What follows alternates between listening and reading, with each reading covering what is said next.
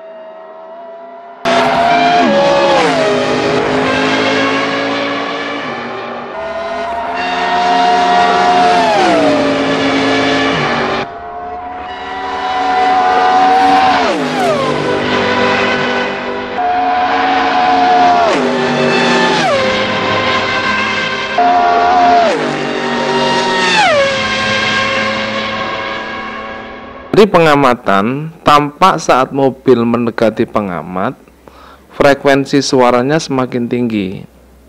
Sedang saat menjauhi pengamat, frekuensi suaranya semakin rendah. Padahal mobil itu tidak dalam keadaan mengurangi gas atau menambah kecepatan. Jadi ketika mendekati kamera, suaranya naik. Ketika menjauhi, suaranya merendah. Jadi itulah yang diamati oleh Doppler. Bagaimana hal tersebut bisa dijelaskan? Jadi bisa kita lihat misalnya begini. Ada dua mobil di dalam dua trek. Jadi dua mobil di dalam dua trek. Masing-masing kecepatannya sama, 60 km per jam. Kemudian setiap 30 sekon sekali kedua mobil itu lewat. Pengamat yang diam di dalam suatu di antara dua mobil itu, ketika pengamat diam, pengamat akan melihat kedua mobil bergerak dengan kecepatan yang sama, 60 km per jam. Sedangkan masing-masing mobil akan ditemui pengamat selang waktu tiap 30 sekon sekali. Bagaimana jika pengamatnya bergerak? Jika pengamatnya bergerak, maka keadaannya akan lain. Meskipun kecepatannya sama 60 km per jam, kemudian frekuensi mobil yang lewat sama setiap 30 sekon sekali. Apabila pengamat bergerak searah dengan mobil di trek 1, maka pengamat akan melihat mobil yang ada di trek 1 itu kecepatannya lebih rendah, tidak 60 km per jam, tapi lebih rendah. Sedangkan yang di trek 2 kecepatannya menjadi lebih tinggi, 90 km per jam. Sedangkan mobil di trek 1 ditemui oleh pengamat setiap 45 sekon. Padahal sesungguhnya dia lewat setiap 30 sekon. Sedangkan mobil di trek 2 ditemui oleh pengamat setiap 15 sekon sekali. Gejala inilah yang diamati oleh Doppler. Kita lanjutkan. Bagaimana hal itu dirumuskan? Rumusnya mudah sekali. Kita gunakan rumus EP per V plus minus VP, supaya gampang diingat, ruas kiri semuanya pakai P, sama dengan Fs per V plus minus Vs. Ini untuk gampang mengingat rumusnya. Kalau untuk mengingat tanda plus atau minusnya, maka ini kita kalikan silang. Fp sama dengan V plus minus Vp dibagi V plus minus Vs kali Fs. Bagaimana untuk menentukan tandanya? Nah, kita lihat rumusnya.